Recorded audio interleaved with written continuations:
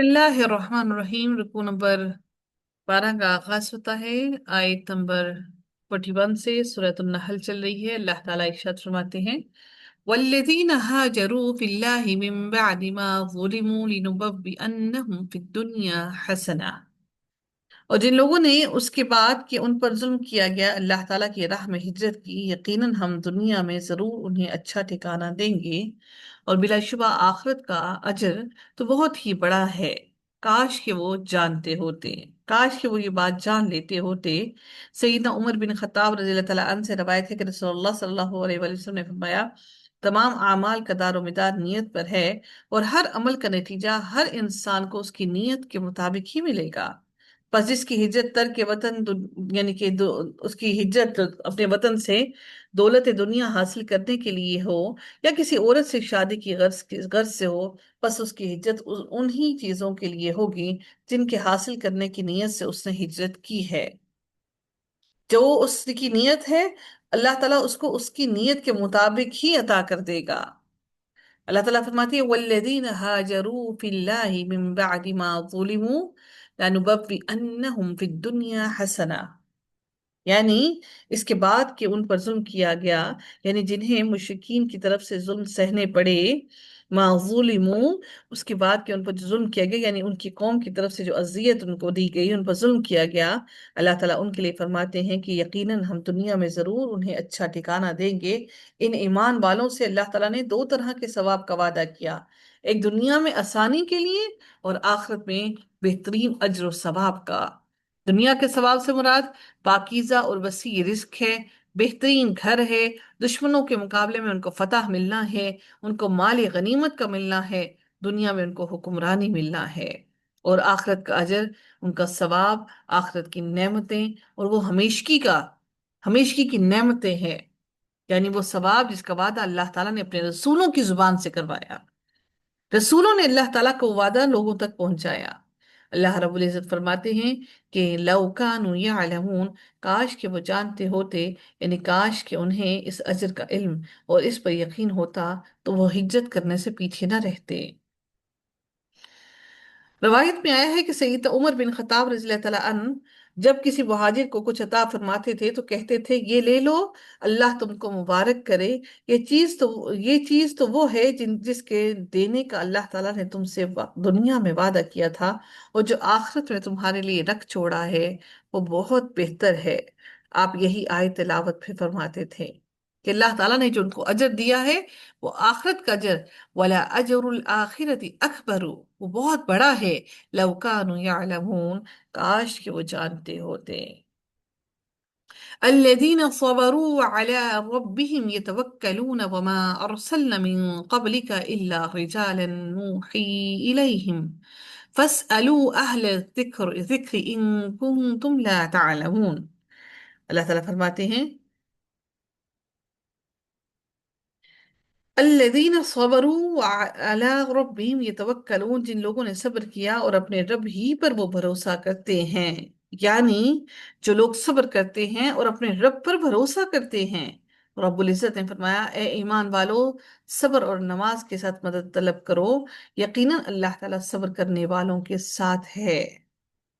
اللہ رب العزت نے پھر سورہ زمر میں بھی یہ بھی فرمایا کہ نبی آپ ان سے کہہ دیں کہ اے میرے بندو، جو ایمان لائے ہو اپنے رب سے ڈر جاؤ، ان لوگوں کے لیے جنہوں نے اس دنیا میں نیکی کی بڑی بھلائی ہے، اور اللہ تعالیٰ کی زمین بڑی وسیع ہے، یقیناً صبر کرنے والوں کو ان کا اجر بغیر حساب کے پورا پورا دیا جائے گا۔ رسول اللہ صلی اللہ علیہ وسلم نے فرمایا کہ مومن کا معاملہ بھی عجیب ہے، اس کے ہر کام میں اس کے لیے بھلائی ہے، اور یہ چیز مومن کے سوا کسی کو حاصل نہیں۔ اگر اسے خوشحالی نصیب ہو، اس پر اللہ تعالیٰ کا شکر کرتا ہے تو یہ شکر کرنا بھی اس کے لیے بہتر ہے، یعنی اس میں اجر ہے، اور اسے تکلیف پہنچے تو صبر کرتا ہے تو یہ صبر کرنا بھی اس کے لیے بہتر ہے کہ صبر کی بھی بجائے خود نیک عمل اور باعث اجر ہے۔ اللہ تعالیٰ اس کو ہر معاملے میں اجر سے ہی نوازتا ہے۔ وَعَلَىٰ رَبِّهِمْ يَتَوَكَّلُونَ، اور اپنے رب ہی پر وہ بھروسہ کرتے ہیں، یعنی انہوں نے دار ہجرت کی طرف اپنے رب پر توکل کرتے ہوئے ہجرت کی، یعنی دار الہجرت یعنی مکہ سے مدینہ کی طرف جب انہوں نے ہجرت کی تو اللہ تعالیٰ پر مکمل अल्लाह रब्बुल इज्जत पर भरोसा करके उन्होंने हिजरत की। अल्लाह रब्बुल इज्जत ने अगली आयत में मजीद फरमाया कि और हमने आपसे पहले नहीं भेजे रसूल मगर मर्द जिनकी तरफ हम वही करते थे, सो अहले इल्म से पूछ लो अगर तुम नहीं जानते। यानी अहले इल्म से पूछ लो अगर तुम नहीं जानते। अल्लाह ताला ने फरिश्तों, जिन्नात और इंसानों में से किसी औरत को रसूल बनाकर नहीं भेजा। अल्लाह रब्बुल इज्जत ने रसूल तमाम मर्दों को बनाकर भेजा। अल्लाह ताला ने फरमाया, क्या लोगों के लिए एक अजीब बात हो गई है कि हमने उन्हीं में से एक आदमी को वही की कि आप लोगों को डरा दो और बिशारत दे दो उन लोगों को जो ईमान लाए कि यकीनन उनके लिए उनके रब के पास सच्चा मर्तबा है। काफिरों ने कहा, बेशक ये खुला जादूगर है। औरत को औरत को ये इतना बड़ा मनसब ना देने का एक बहुत बड़ी अहम बात क्या है? औरत क्या जिस्मानी तौर पर कमजोरी, औरत की बीमारी, तकलीफ और ये तमाम मामला जिंदगी का हिस्सा होते हैं, जबकि मर्द इन तमाम मामलात का हिस्सा नहीं होता। प्रेगनेंसी का टाइम पीरियड, फिर हर महीने हैज का आना, फिर निफास का होना, फिर इंसान औरत के अंदर एक वो जो साइकोलॉजिकली और वो उतार और चढ़ाव आता है तबीयत की वजह से। तो ये वही का नजूल एक बहुत बड़ा मनसब था। औरत इतना बड़ा बोझ बर्दाश्त नहीं कर सकती थी। अल्लाह रब्बुल इज़्ज़त ने तमाम का तमाम जो रसूल और अंबिया अल्लाह ताला ने चुने, वो तमाम मर्दों में से ही चुने, ताकि वो अपनी जिम्मेदारी को पूरी तरह से सरअंजाम दें। औरत चूंकि घरेलू काम काज में बहुत मसरूफ होती है, अपने बच्चों की तरबियत में मसरूफ होती है, अगर ये मामला औरत के साथ मंसूब होता तो यकीनन अपनी वो बहुत सी रिस्पॉन्सिबिलिटी से कोताहियां कर जाती। क्योंकि वही को फैलाना और अल्लाह ताला की अल्लाह रब्बुल इज़्ज़त के तमाम अहकामात को आगे पहुंचाना एक बहुत बड़ी रिस्पॉन्सिबिलिटी है। और चूंकि औरत अपने शोहर की मातहत है, तो वो ये सारी रिस्पॉन्सिबिलिटीज कर नहीं सकती थी। इसके पीछे कोई ये ना समझे कि औरत को अल्लाह ताला ने कोई नाउज़ बिल्लाह के डिग्रेड किया और औरत को अल्लाह ताला ने मर्द से कमतर बनाया। इसका हरगिज ये मतलब नहीं। फिजिकली और साइकोलॉजिकली औरत का कम होने की वजह से अल्लाह रब्बुल इज़्ज़त की इसके पीछे बहुत बड़ी एक हिकमत है। तो अल्लाह ताला ने इसलिए अंबिया को मर्दों में से चुना। अल्लाह रब्बुल इज़्ज़त फिर मजीद अगली आयत में फरमाते हैं, बिलबय्यिनाति वज़्ज़ुबुर व अंज़लना इलैका ज़िक्रा लितुबय्यिना लिन्नासि मा नुज़्ज़िला इलैहिम व लअल्लहुम यतफक्करून। वाज़ेह दलाइल और किताबों के साथ और हमने आप पर जिक्र उतारा है ताकि आप लोगों के लिए इसकी वजाहत कर दे जो उनकी जानिब नाजिल किया गया है, और ताकि वो गौर व फिक्र करें, ताकि ये लोग गौर व फिक्र करें किताब के, कुरान के हर हर लफ्ज पर तदब्बुर हासिल करना चाहिए। अल्लाह ताला फरमाते हैं कुरान के अंदर, सूरह निसा के अंदर, तो क्या वो कुरान मजीद में गौर व फिक्र नहीं करते? और अगर वो गैर अल्लाह के पास से होता तो इसमें इसमें वो यकीनन बहुत ज्यादा इख्तलाफ पाते। फिर अल्लाह ताला ने सूरह मोहम्मद में फरमाया, तो क्या वो लोग कुरान में गौर नहीं करते या दिलों पर उनके ताले हैं? तो जो लोग कुरान को सिर्फ पढ़े जा रहे हैं, तफक्कुर नहीं करते, तदब्बुर हासिल नहीं करते, तो सोच लीजिए कि उनके दिलों पर एक ताले हैं। यानी कि वो ऐसे ताले कि उन्होंने उनके दिलों को बिल्कुल बंद कर दिया। क्योंकि कुरान वो है जो दिलों पर उतरता है, जो दिलों के जज्बात को तब्दील करता है, जो इंसान को तब्दील करता है। तो जो दिलों के अंदर ना उतर सके, फिर वो इंसान के दिलों को ताली लगाकर बंद कर दिया गया है। अल्लाह रब्बुल इज्जत इरशाद फरमाते हैं, अफ़ अमिन अल्लज़ीना मकरू सय्यिआति अन यख़सिफ़ अल्लाहु बिहिमुल अर्द औ यअतियहुमुल अज़ाबु मिन हैथु ला यशऊरून। तो क्या वो लोग जिन्होंने बुरी तदबीरें की बिल्कुल ही बेखौफ हैं कि अल्लाह ताला उन्हें जमीन में धंसा दे, या उन पर अजाब वहां से आ जाए जहां से वो सोचते ही ना हो? यानी वो बिल्कुल ही बेखौफ हो गए हैं कि अल्लाह ताला उनको खुशकी के अंदर जमीन में धंसा दे, या अल्लाह ताला अल्लाह ताला फरमाते हैं, या तुम पर पत्थर बरसाने वाली आंधी भेज दे, फिर तुम अपने लिए कोई कारसाज ना पाओगे, तुम कोई भागने की जगह ना पाओगे। अव यअखुजुहुम फी तक़ल्लुबिहिम फमा हुम बिमुअजिज़ीन।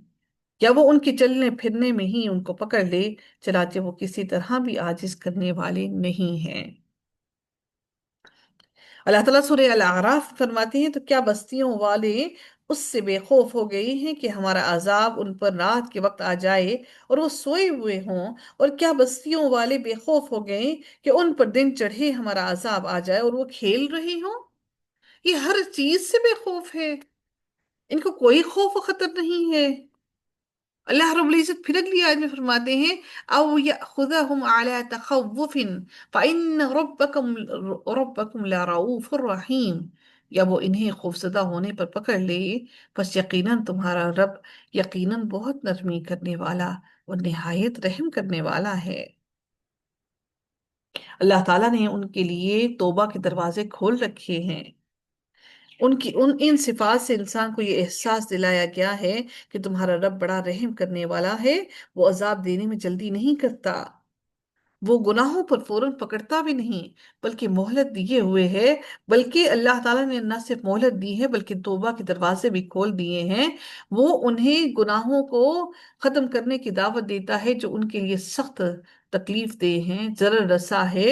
اللہ تعالیٰ انہیں اس کے بدلے میں بہترین اکرام اور تکریم اور ان کے گناہوں کو بخش دینے کا وعدہ کرتا ہے۔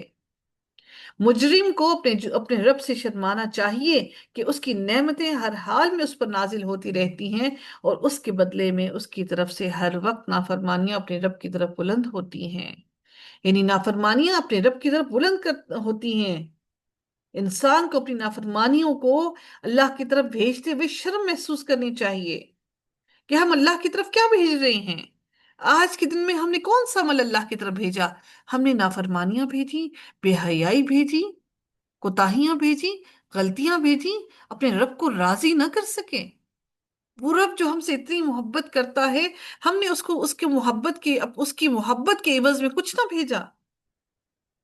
انسان کو معلوم ہونا چاہیے کہ اللہ تعالیٰ اس کو ڈھیل دیتا ہے، اور وہ اللہ تعالیٰ اسی لیے اس کو پکڑتا نہیں، اس لیے فوراً ہی اللہ کی طرف مڑ جائے اور توبہ کر لے۔ نبی کریم صلی اللہ علیہ وآلہ وسلم نے فرمایا، کوئی شخص بھی یا کوئی چیز بھی تکلیف برداشت کرنے والی جو اسے کسی چیز کو سن کر ہوئی ہو، اللہ سے زیادہ صبر کرنے والا نہیں ہے۔ لوگ اس کے لیے اولاد ٹھہراتے ہیں اور وہ انہیں تندرستی دیتا ہے، بلکہ اللہ انہیں روزی بھی دیتا ہے۔ اللہ کا صبر دیکھیے، اللہ تعالیٰ نے ہمیں اس صبر کرنے کا حکم دیا ہے۔ کیا ہمارے اندر اتنی ہمت ہے کہ ہم اس لیول تک پہنچ کر صبر کر سکیں؟ سیدنا عمر بن خطاب رضی اللہ تعالیٰ عنہ کی روایت ہے کہ رسول اللہ صلی اللہ علیہ وسلم کی خدمت میں کچھ جنگی قیدی حاضر کیے گئے۔ ان میں ایک عورت بھی تھی جس کے پستان دودھ سے بھرے ہوئے تھے۔ جب قیدیوں میں ایک بچہ پر اس کی نظر پڑی تو دوڑ کر عورت نے بچہ کو پکڑ کر سینے سے چمٹا لیا اور اس کو دودھ پلایا۔ نبی کریم صلی اللہ علیہ وسلم نے فرمایا، دیکھو کیا یہ عورت اپنے بچے کو آگ میں پھینک سکتی ہے؟ ہم نے عرض کیا، نہیں، وہ ایسا کر ہی نہیں سکتی۔ تو آپ صلی اللہ علیہ وسلم نے فرمایا، جس قدر یہ عورت اپنے بچے پر مہربان ہے، اس سے زیادہ اللہ تعالیٰ اپنے بندوں پر مہربان ہے۔ اللہ تعالیٰ ہمارے لیے آسانیاں پیدا کرے، ہر معاملے میں آسانیاں پیدا کرے۔ جو غلطیاں کوتاہیاں ہو گئی ہیں، اللہ تعالیٰ ان کو معاف کر دے۔ اللہ ہم سے راضی ہو جا۔ اولم يروا الى ما خلق الله من شيء يتفيأ ظلاله عن اليمين والشمائل سجدا لله وهم داخرون۔ اور کیا وہ دیکھتے نہیں کہ جو کچھ اللہ تعالیٰ نے پیدا کیا ہے، ان کے سائے اللہ تعالیٰ کو سجدہ کرتے ہوئے دائیں بائیں ڈھلتے ہیں، اس حال میں کہ وہ سب عاجزی کرنے والے ہیں۔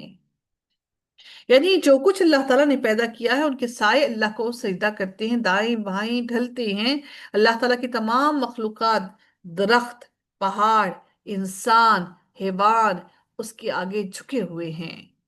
ان کے سائے صبح و شام دائیں بائیں ڈھلتے ہیں۔ صبح کے وقت بھی سایہ اور شام کے وقت بھی سایہ ہوتا ہے۔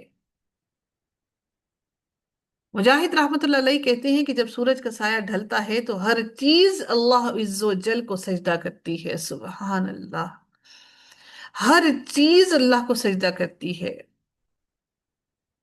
وَلِلَّهِ يَسْجُدُ مَا فِي السَّمَاوَاتِ وَمَا فِي الْأَرْضِ مِن دَابَّةٍ وَالْمَلَائِكَةُ وَهُمْ لَا يَسْتَكْبِرُونَ۔ اور اللہ تعالیٰ ہی کے لیے سجدہ کرتا ہے جو آسمانوں میں ہے اور جو زمین میں ہے، کوئی چلنے والا جانور ہو یا فرشتے، اور وہ تکبر نہیں کرتے۔ سب اللہ کو سجدہ کرنے کے لیے کوشاں ہوتے ہیں اور سب کھڑے ہوتے ہیں اللہ کو سجدہ کرنے کے لیے، کوئی تکبر نہیں کرتا۔ اللہ کو سجدہ نہ کرنا یقیناً تکبر ہے۔ اللہ تعالیٰ فرماتے ہیں سورہ حج میں، کیا آپ نے نہیں دیکھا کہ یقیناً اللہ ہی کو سجدہ کرتا ہے جو کچھ آسمانوں میں ہے اور جو زمین میں ہے، اور سورج اور چاند اور تارے اور پہاڑ اور درخت اور جانور، بہت سے لوگ بھی، اور بہت سے لوگ ایسے بھی ہیں جن پر عذاب ثابت ہو چکا ہے، اور جسے اللہ تعالیٰ ذلیل کر دیتا ہے پھر اسے کوئی عزت دینے والا نہیں۔ یقیناً اللہ تعالیٰ جو چاہتا ہے وہ کرتا ہے۔ اللہ رب العزت کی حمد و ثنا، اللہ کی تعریف دنیا کی کائنات کی ہر چیز کرتی ہے، اور کوئی بھی تکبر نہیں کرتا۔ تکبر سے مراد کیا ہے؟ کہ وہ تکبر کر کے انکار نہیں کرتا۔ ہم 5 وقت بار بار اذان سنتے ہیں، بار بار اذان سن کر ہم اللہ کو سجدہ نہیں کرتے، تاخیر کرتے ہیں، یعنی ہم تکبر کا معاملہ کرتے ہیں۔ يخافون ربهم من فوقهم ويفعلون ما يؤمرون، وہ اپنے رب سے ڈرتے ہیں جو ان کے اوپر ہے، اور جو حکم بھی انہیں دیا جاتا ہے وہ وہی کرتے ہیں۔ یہ وہ لوگ ہیں جو سجدہ کرنے والے ہیں۔ مخلوق میں 2 قسم کے لوگ ہیں۔ وہ کون سے ہیں؟ ایک وہ مخلوق کے سجدے 2 قسم کے ہیں۔ ایک سجدہ اضطراری ہے، یہ سجدہ اللہ تعالیٰ کی صفات کمال پر دلالت کرتا ہے۔ اس سجدہ میں مومن اور کافر، نیک اور بد، انسان اور حیوان سب شامل ہیں۔ ایک سجدہ اختیاری ہے جو اس کے اولیاء، اس کے مومن بندوں، فرشتوں اور دیگر مخلوقات سے جڑا ہوا ہے، صرف وہ لوگ کرتے ہیں۔ یعنی آپ کا سایہ آپ کے اختیار میں نہیں ہے، سایہ آپ کے چاہنے نہ چاہنے کے باوجود بھی اللہ کو سجدہ کرے گا۔ آپ کا سایہ سجدہ کرتا ہے رب کو۔ وہ ہم ہیں جن کی پیشانی سجدے کے لیے زمین پر نہیں جھکتی۔ رسول اللہ صلی اللہ علیہ وسلم نے فرمایا، جو میں دیکھتا ہوں تم نہیں دیکھتے، اور جو میں سنتا ہوں تم نہیں سنتے۔ آسمان چرچراتا ہے اور اس کو حق ہے کہ وہ چرچرائے۔ قسم ہے اس ذات کی جس کے ہاتھ میں میری جان ہے، آسمان میں کہیں بھی 4 انگلی کی جگہ ایسی نہیں کہ اس میں کوئی فرشتہ سجدہ میں پیشانی رکھے ہوئے نہ ہو۔ اللہ کی قسم کہ میں جانتا ہوں کہ اگر تم جانتے تو کم ہنستے اور زیادہ روتے، اور بستروں پر عورتوں سے لذت اندوز نہ ہوتے، اور میدانوں میں نکل کر اللہ تعالیٰ سے اپنے گناہوں کی مغفرت کے لیے فریاد کرتے۔ یہ سن کر سیدنا ابو ذر کہتے ہیں کہ کاش کہ میں ایک درخت ہوتا کہ لوگ اسے کاٹ ڈالتے۔